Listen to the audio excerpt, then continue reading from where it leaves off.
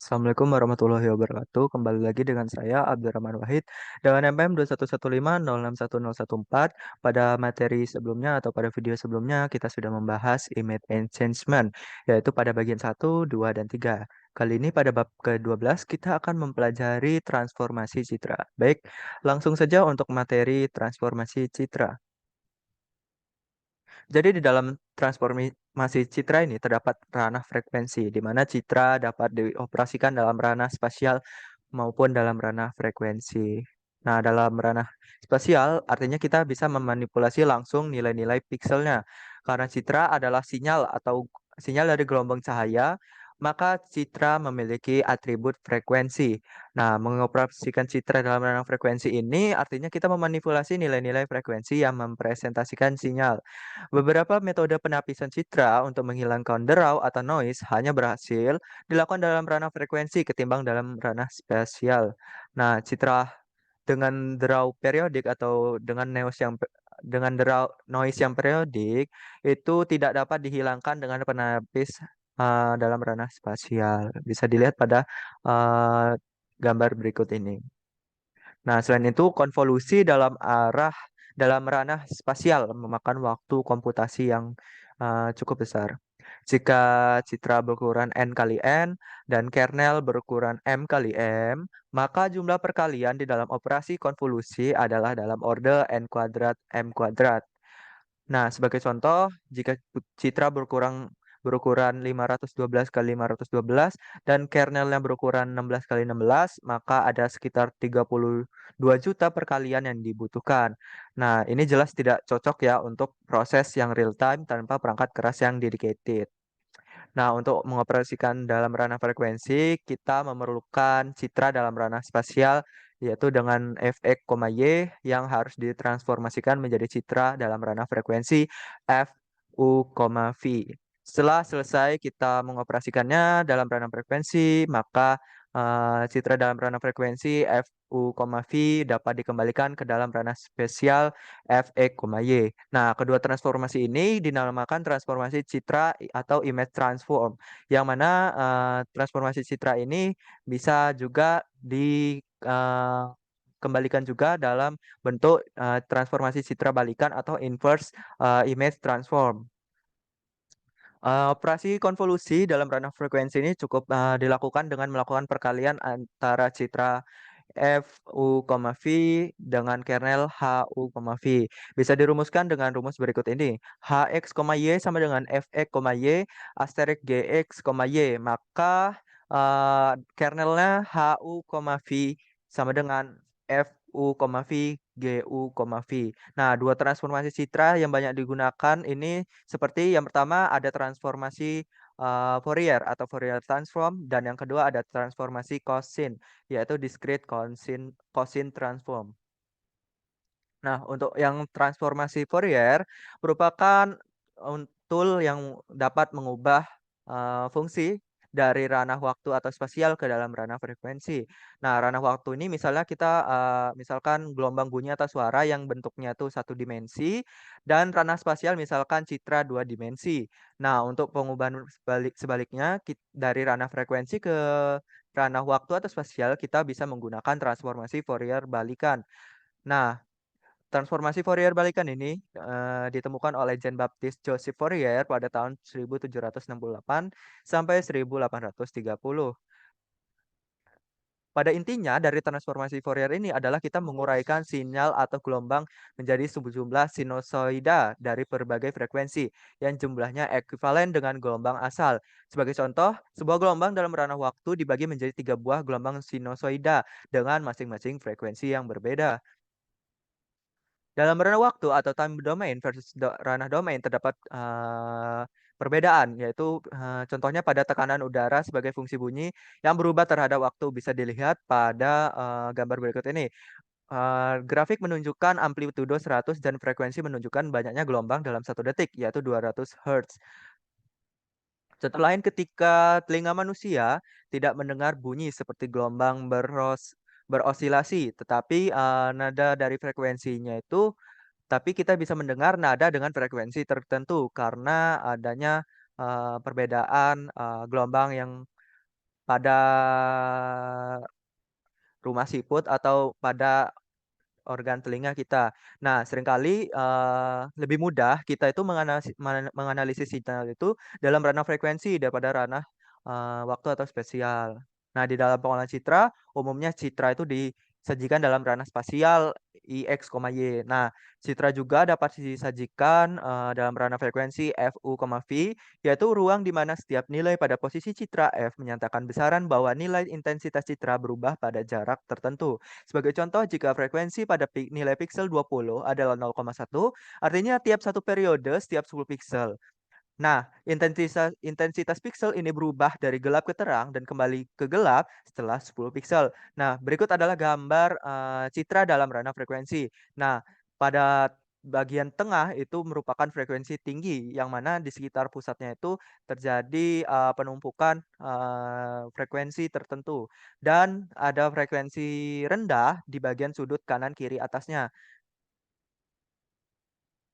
Selanjutnya ada transformasi Fourier continue. Nah, untuk transformasi Fourier continue itu adalah suatu eee untuk satu peubah X ataupun T di dirumuskan dengan Fx sama dengan Fu sama dengan integral min tak hingga sampai tak hingga Fx, eksponen min I2pi Ux dx. Nah, untuk transformasi Fourier balikannya itu sebaliknya.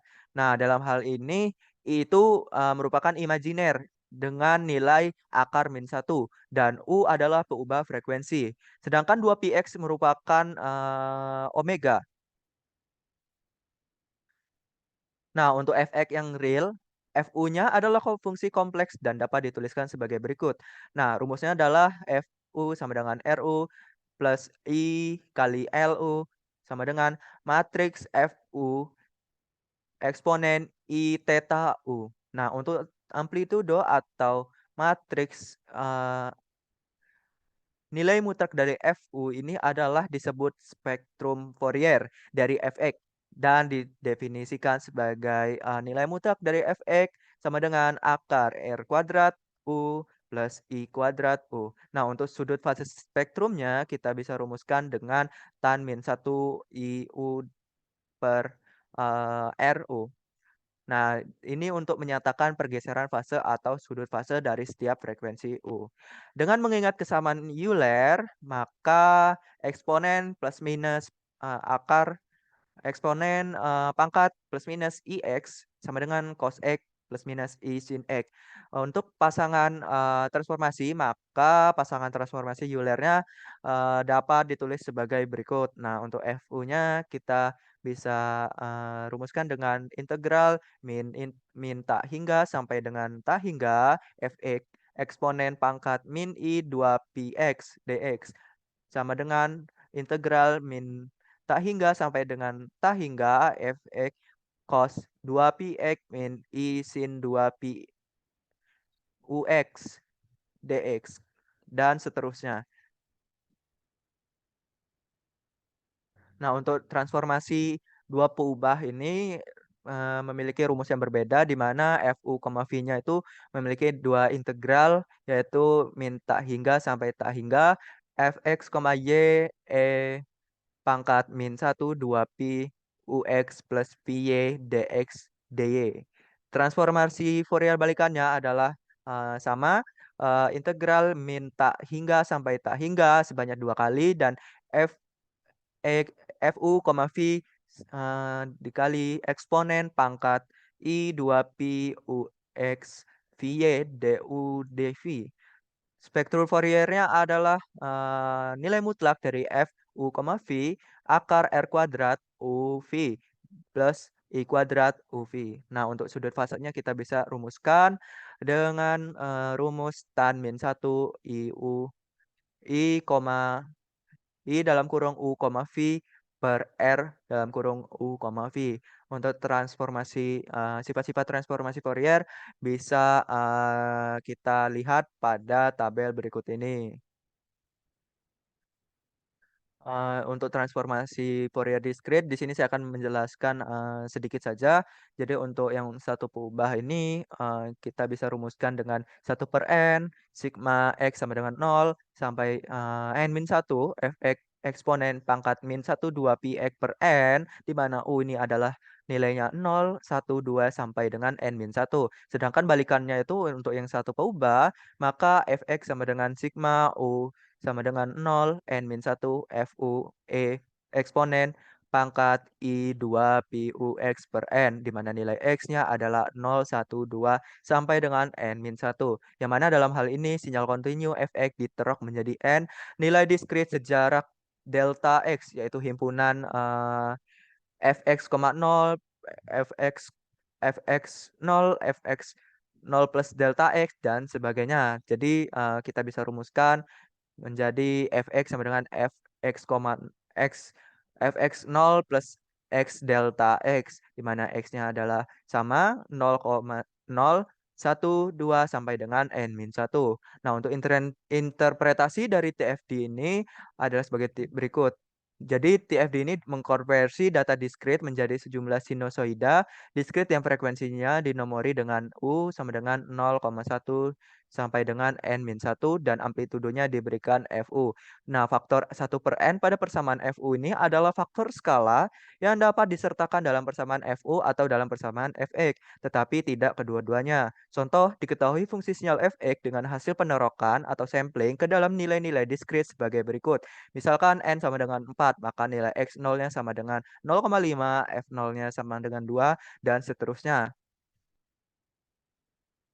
Untuk nilai spektrum Fouriernya adalah sebagai berikut. Nilai mutlak dari f0 itu adalah 3,25, nilai dari mutlak f1-nya adalah 1/4 akar 5, dan seterusnya.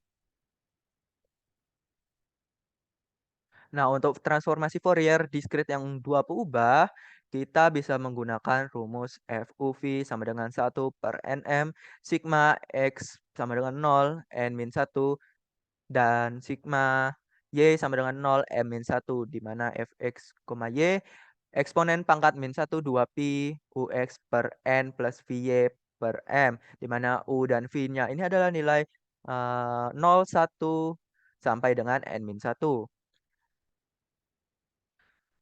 Dan untuk spektrum Fouriernya kita bisa rumuskan dengan nilai mutlak dari Fu, V sama dengan R kuadrat U, V plus I kuadrat U, V.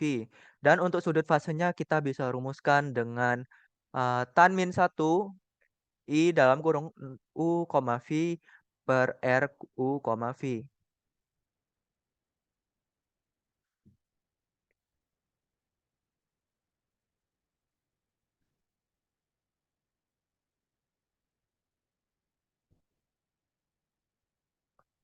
Nah, selanjutnya, penjelasan mengenai algoritma TFD. Nah, algoritma TFD ini tidak bagus untuk N yang nilainya besar karena komputasinya memakan waktu yang lama.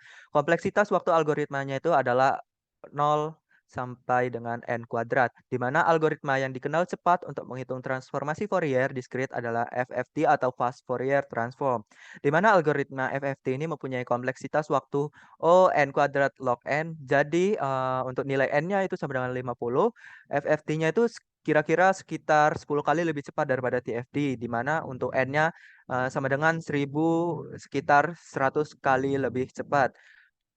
Nah, kenapa transformasi Fourier ini bermanfaat? Yang pertama, transformasi Fourier ini sangat mudah untuk digunakan, di mana penggunaannya lebih mudah untuk menghilangkan frekuensi yang tidak diinginkan dalam ranah frekuensi. Sedangkan alasan selanjutnya adalah kita bisa menggunakannya karena lebih cepat dalam mengoperasikannya. Transformasi Fourier ini memiliki kecepatan transformasi untuk operasinya dalam ranah frekuensi daripada ranah spasial, khususnya jika kita menggunakan fast Fourier transform atau FFT. Nah, untuk penapisan frekuensi kita bisa menggunakan 3 cara, yaitu yang langkah utamanya yang pertama kita lakukan transformasi Fourier terhadap citra Fu, V sama dengan Fx, Y. Kemudian kita menghilangkan frekuensi yang tidak diinginkan, G, U, V sama dengan D, F, U, V. Dan untuk mengembalikannya, kita bisa transformasi balik ke ranah spasial dengan rumus F, X, Y sama dengan F, U, V. Contohnya kita ingin menghilangkan frekuensi yang tidak diinginkan. Pada gambar berikut ini, untuk menghilangkan frekuensi tertentu, kita, men-set, koefisien F, U, V-nya menjadi koresponden menjadi 0. Nah, selanjutnya untuk contoh gambar selanjutnya adalah, foto atau citra yang mengalami, frekuensi yang mengalami draw ditentukan secara manual kira-kira pada kolom 115 sampai dengan 125, di mana, pada baris 96 sampai dengan 106 dan 216 sampai 226, eee, 274 sampai 284, 298 sampai 308, 12 sampai 22, 37 sampai 47 juga mengalami, draw atau noise yang ditentukan secara manual. Nah, selanjutnya untuk penapisan ranah, eee frekuensi, kita bisa melakukan, beberapa tahapan, yaitu dari pre-processing, kita menginputkan image, kemudian dilanjutkan ke Fourier transform, kemudian dilanjut ke filter function, masuk lagi ke tahap inverse Fourier transform, dan kita mendapatkan tahap akhir yaitu post processing yang menghasilkan unchanged image. Berikut adalah, contoh, notch filter yang berfungsi untuk membuang nilai rata-rata di dalam citra, di mana H, U, V akan bernilai 0 apabila U, V sama dengan M/2, N/2, akan bernilai 1 apabila nilainya, yang lainnya. Selanjutnya ada discrete Gaussian transform atau DCT. Nah, DCT ini mentransformasikan sinyal dalam ranah waktu atau spasial ke ranah frekuensi dan tidak memiliki bagian yang imajiner. Pasangan transformasi DCT dan inverse DCT ini bisa dirumuskan dengan rumus berikut ini. Nah, DCT ini membagi citra ke dalam 3 ranah frekuensi, yaitu low frequencies, middle frequencies, and high frequencies.